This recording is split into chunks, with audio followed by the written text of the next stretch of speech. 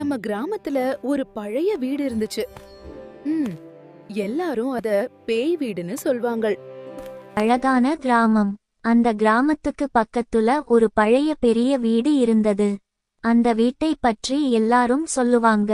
அங்க பேய் இருக்கு, இரவு போகாதே. ஆனா அந்த கிராமத்துல ஒரு தைரியமான பையன் இருந்தான். அவன் பேர் கார்த்திக். அவன் எப்பவும் உண்மையை தெரிஞ்சிக்கணும் என்று நினைப்பவன். ஒருநாள் மாலை நண்பர்களோட சேர்ந்து கார்த்திக் அந்த பழைய வீட்டுக்கு போனான். ஹலோ கார்த்திக், நான் நந்தா உன்னோட இருக்கிறேன். வீட்டுக்குள்ள போனதும் ஊ காற்று சத்தம். ஜன்னல்கள் தானாக அடிச்சது. நண்பர்கள் எல்லாரும் பயந்து ஓடிட்டாங்க.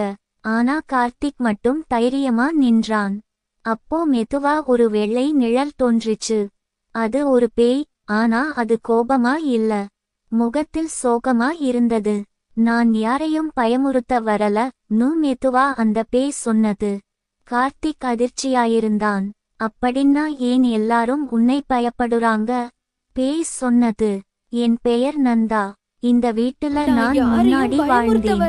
நான் வளர்த்த மரத்தையும் தோட்டத்தையும் யாரும் கவனிக்கல. அதை காப்பாத்தணும் என்பதுக்காக தான் நான் இங்க இருக்கேன். கார்த்திக்கு பாவமா இருந்தது. அடுத்த நாள் கார்த்திக் கிராமத்தவர்களிடம் உண்மையை சொன்னான். முதலில் யாரும் நம்பல. ஆனா அவன் எல்லாரையும் கூட்டிக்கிட்டு அந்த வீட்டுக்கு போனான்.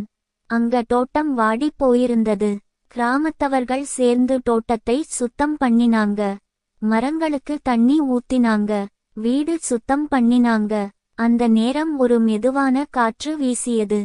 மர இலைகள் சலசலன்னு சத்தம் பண்ணின. அது நந்தா மகிழ்ச்சியா இருக்கிற சின்ன சைகை மாதிரி இருந்தது. அந்த நாள் முதல் அந்த வீடு பேய் வீடுன்னு இல்ல, நந்தா தோட்ட வீடுன்னு அழைக்க ஆரம்பிச்சாங்க. கார்த்திக் கற்றுக்கொண்டான், எல்லா பேய்களும் கெட்டவங்க இல்ல. சில சமயம் நாம புரிஞ்சுக்காததால தான் பயம்.